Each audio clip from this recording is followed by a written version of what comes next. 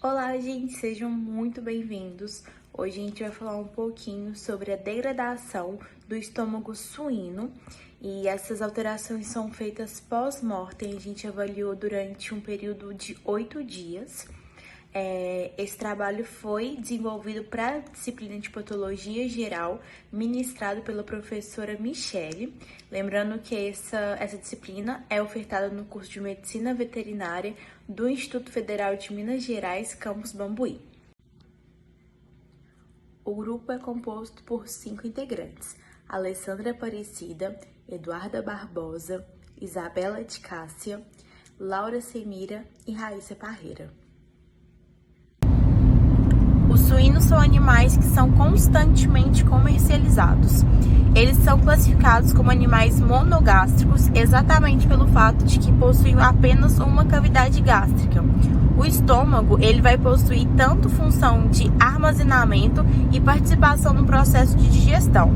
Quanto ao quesito armazenamento, ele é classificado como com baixo armazenamento por causa do seu tamanho. Ele consegue comportar de 5,7 litros. Os suínos são animais que são... A gente trouxe aqui um pouquinho para relembrar a anatomia do estômago. A principal estrutura que a gente consegue ver com muita nitidez é o cárdia, que inclusive ao longo dos dias que a gente foi fazendo esse processo de observação da peça, foi um dos elementos que mais se modificou e que a gente conseguiu perceber nitidamente as alterações. Além do cárdio, a gente consegue observar o fundo, o corpo gástrico e a região pilórica nessa imagem. A imagem da esquerda, que é essa do fundo azul, é uma peça anatômica já dissecada, e a gente trouxe na lateral essa daí, que já é uma foto da peça que a gente registrou, que é bem no primeiro dia, que a gente consegue ver bem a diferença das colorações, tendo em vista que a outra está preservada, e a gente vê que nesse primeiro momento a gente não observa nenhuma alteração que seja de forma nítida. Já nesse segundo slide, a gente já observa outras estruturas que são muito importantes, que é o duodeno, o divertículo, a curvatura menor e a curvatura maior. Inclusive, mais pra frente, a gente vai falar um pouquinho sobre a necrópsia, e esses pontos são muito importantes para a gente poder estar fazendo a necrópsia de forma certa do estômago. A necrópsia pode ser definida como um processo cujo objetivo final é a procura de sinais e principalmente possíveis causas da morte de um indivíduo. A gente tem que lembrar que o correto da autópsia é ser feito logo que o indivíduo morre, o mais próximo desse horário da morte, o mais rápido possível, tendo em vista que a partir do momento que o indivíduo já não está mais vivo, vai ocorrer diversas alterações pós-mortem, que é exatamente o que a gente vai estar falando ao longo do nosso trabalho. Como eu falei com vocês anteriormente, para a gente poder estar fazendo a necrópsia certa, de acordo com a literatura da cavidade abdominal, a gente vai iniciar pela retirada do baço. Logo em seguida, a gente vai estar fazendo a retirada do ombento, do intestino, do estômago, do fígado, dos rins, e a gente vai finalizar pela retirada da bexiga. Então, a gente vai seguir essa ordem desses 7 itens. Falando propriamente dito da necrópsia do estômago, a gente vai fazer uma abertura que vai desde o piloro até o cárdia, sendo que essa abertura ela vai ser diretamente na curvatura maior. Feito isso, a gente vai ter que ter uma atenção redobrada na região do quadrilátero esofágico. Essa região é onde a gente vai encontrar o maior índice de úlceras nos suínos. Então, aí que a gente tem que ter todo esse cuidado para a gente poder fazer uma necrópsia o mais detalhado possível. As alterações pós-mortem, elas podem ser definidas como uma série de mudanças que vão ocorrer no organismo e no corpo do indivíduo após o seu óbito. Entre os principais fatores que vão influenciar nessas alterações, a gente pode estar citando o calor, a umidade do ar, o posicionamento que o corpo ficou pós a morte, e a temperatura do local também são fatores que vão estar modificando e influenciando diretamente essas alterações pós-mortem. Sobre o período de avaliação dessa peça anatômica, a gente iniciou o primeiro dia no dia 7 de dezembro de 2022, às 8h49 da manhã. E o nosso último registro em fotografia foi no dia 14 de dezembro de 2022, às 13h10. Então, foram 8 dias que a gente foi trabalhando nesse estudo e a gente conseguiu evidenciar várias alterações pós-mortem. E quando a gente foi aferir a temperatura, a gente foi modificando os períodos ao longo dos dias. Tinha dia que a gente fazia no período da manhã e tinha dia que a gente fazia no período da tarde, para a gente poder estar evidenciando as alterações com um pouquinho mais de precisão, para ver se realmente o período que a gente fosse aferindo estaria modificando diretamente a temperatura da peça. Aqui a gente já decidiu mostrar para vocês um quadro comparativo da evolução pós-mortem, exatamente para vocês poderem estar evidenciando o tanto que a peça modificou, desde o primeiro até o 8º dia. Inicialmente, ela que tinha esses tons mais puxados para o avermelhado, alguns pontos mais esbranquiçados e alguns que tinha alguns detalhes amarelados, ele, ao longo desses 8 dias, a gente conseguiu observar a mudança dessa cor para uma cor mais escura. Em alguns pontos, inclusive, a gente consegue observar nessa 8ª imagem pontos mais verdes, pontos mais escuros, que eles foram sendo evidenciados ao longo dos dias. Então, assim, a gente conseguiu ver que teve muita diferença. E uma outra coisa que chama muito atenção é o odor, que foi um odor muito fétido e que ele foi sendo cada vez mais agravante. Agora a gente vai falar um pouquinho mais sobre os dias ao longo da apresentação, porque cada dia a gente conseguiu estar observando alterações diferentes e a gente vai explicar um pouquinho.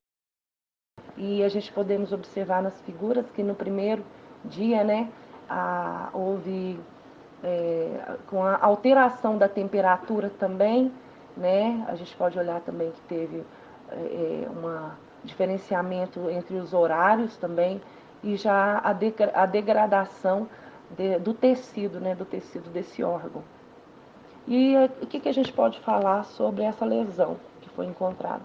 A etiologia dessa lesão é multifatorial, podendo ser relacionada ao estresse do confinamento, manejo alimentar, a granulometria, a pelletização da ração, causa infecções e lesões locais, entre outros. Portanto, em seguida, esse órgão foi embalado e levado para a residência, né, onde foi observada essa alteração de questão de tempo. E essa aluna ela ficou responsável por registrar as alterações no órgão em decorrência até mesmo da decomposição do tecido. No segundo dia, foi visto uma hiperemia no órgão e a parte necrosada aqui aumentando. E também atividade enzimática presenciada por conta do aumento da temperatura. Nisso também foi observado um esbranquecimento focal, que vai se distribuindo. Vai ter também ocorrendo o início da maceração, que é o desprendimento da mucosa, que vai ocorrer por conta das enzimas proteolíticas, que vai ocorrer por conta da proliferação bacteriana. Nisso, elas vão ter ação nesse órgão e vai tornar ele mais friável. Na imagem 6, pode ser observada uma maceração mais intensa e a parte necrosada ela vai se aumentando, assim sendo possível visualizar mais a hiperemia do órgão. A cor amarelada da metaplasia e a avermelhada próxima à mucosa, que era mais forte, mais avermelhada, né, vai se tornar mais friável e mais pálida. Ao terceiro dia de observação, referente ao dia 9/12 de 2022, do estômago de um suíno, às 10h10 da manhã, e a uma temperatura média de 28 graus. Observamos uma maior perda de coloração do tecido, que anteriormente estava mais avermelhado, e conseguimos ver uma zona de demarcação mais acentuada entre a porção do tecido necrosado, que são referentes às partes de coloração mais escurecida, e a porção de tecido ainda vivo, devido ao aumento das regiões em estado de necrose. Percebemos ainda a diminuição da consistência e do tamanho do estômago em comparação com os dias anteriores. Essa diminuição, principalmente do tamanho, é muito perceptível na região de metaplasia próxima ao cárdia. E ainda vemos o início de formação de bolhas de gás em algumas regiões da mucosa estomacal. No quarto dia de observação, devido à alta temperatura, a degradação progrediu bastante e surgiram bolhas devido à produção de gás pelas bactérias saprófitas e também devido ao destacamento da mucosa. Também foi possível observar uma progressão do processo de putrefação, em que as extremidades, principalmente, se encontravam bem mais enegrecidas, em certas áreas até mesmo esverdeada. A cárdia também se encontrou bem mais enegrecida que nas imagens anteriores, e o órgão aumentou de tamanho devido à produção de gases. Já na quinta imagem, a gente tem uma progressão dos processos da quarta imagem, em que as bolhas estão bem maiores, e a coloração já ganhou o centro do órgão também, e se encontrou bem mais intensificada no enegrecimento também. Também é possível observar que o órgão está ainda maior do que estava na quarta imagem. No sexto e sétimo dia não foi possível retirar a fotografia do órgão, então no oitavo dia já se percebe um órgão bem mais liquefeito, em que as estruturas estão locomovidas. Por exemplo, a cárdia se locomoveu para a extremidade e se encontra bem menor do que anteriormente. Também se encontra um pouco mais enegrecida. Também é possível observar que as bolhas aumentaram de tamanho e a mucosa tornou-se bem mais destacável. O que a gente pode concluir com esse trabalho é que com o passar do tempo, quanto mais tempo a gente esperava, maior era a quantidade de alterações e principalmente elas ficavam de uma forma mais intensa. As principais coisas que a gente conseguiu observar foi o fato da mudança da coloração da peça, até mesmo o aspecto, principalmente nessa região do cárdio, que modificou bastante tanto a coloração quanto a textura. A gente também conseguiu perceber que ocorreu a maceração. Um outro fator que foi muito importante foi o aumento da necrose ao longo dos tempos que foram se passando.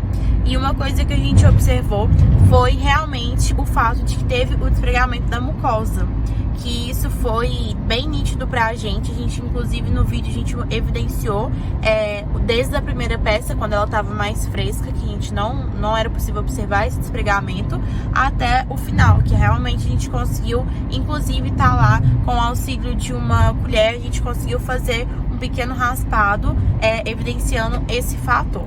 A gente conseguiu também perceber que, com o passar do tempo, o odor da peça foi ficando cada vez mais fétido. E isso realmente é uma coisa que chamou muito a atenção da gente. Aqui a gente pode observar que não ocorre o destacamento da mucosa. E a gente quis trazer esse vídeo exatamente para a gente fazer um comparativo entre o antes, que é esse daí, e o depois, que é essa parte que a gente pega a colher e realmente ocorre o destacamento da mucosa. A gente conseguiu evidenciar bem nesse vídeo. Nesse slide, a gente decidiu fazer uma tabela comparativa entre os dias e os horários que a gente foi aferindo a temperatura da peça. Essa daí era mais uma curiosidade que a gente estava tendo, porque a gente estava com questionamento de saber se a gente fosse olhar a peça no período da manhã ou da tarde, se iria criar grandes oscilações da temperatura. Como a gente pode observar, no dia 7/12, a gente olhou tanto no período da manhã, que foram as 8h49 da manhã, a gente conseguiu aferir a temperatura em 25 graus. Já no período da tarde, a gente notou uma grande discrepância, que foi para 28, então variando 3 graus. Só que em contrapartida, a gente foi olhar no dia 8/12, às 6h27 da manhã já estava com 29 graus, e às 14h17 ele estava com 28, então teve uma pequena oscilação. E os outros dias, ela variou de 29, 25 e depois 29 novamente. Então a gente chegou à conclusão que nesse caso específico, por mais que a gente fosse referindo tanto no período da tarde quanto da manhã, a gente não notou um quadro de, tipo assim, vamos supor, todo dia de manhã é mais frio, todo dia à tarde é mais quente. Muito pelo contrário, a gente notou oscilações nos diferentes períodos do dia. E o máximo que a gente teve aqui, nesse slide, a gente decidiu fazer uma tabela comparativa entre os dias e os horários. E para poder finalizar e poder evidenciar a nossa conclusão, a gente trouxe aqui as duas imagens comparativas do primeiro e do 8º dia, exatamente para a gente poder estar mostrando que realmente a peça modificou muito com esses dias que se passou. O primeiro dia a gente consegue observar que a peça está com caráter vivo, até porque a gente pegou ela bem recém-abatida, e aí a gente consegue observar uma coloração mais viva, mais intensa, com tons puxados para os tons que a gente já conhece, que é puxado para um lado mais saudável. E já no 8º dia a gente observou esses tons bem escuros. Inclusive a gente tem que evidenciar, a gente tem que chamar atenção pelo fato da presença de necrose. E uma outra coisa que a gente consegue perceber é a alteração do cardia, que fica bem evidente. A gente pode concluir então que realmente as alterações pós-mortem, elas são muito nítidas e para poder finalizar e poder evidenciar a nossa conclusão,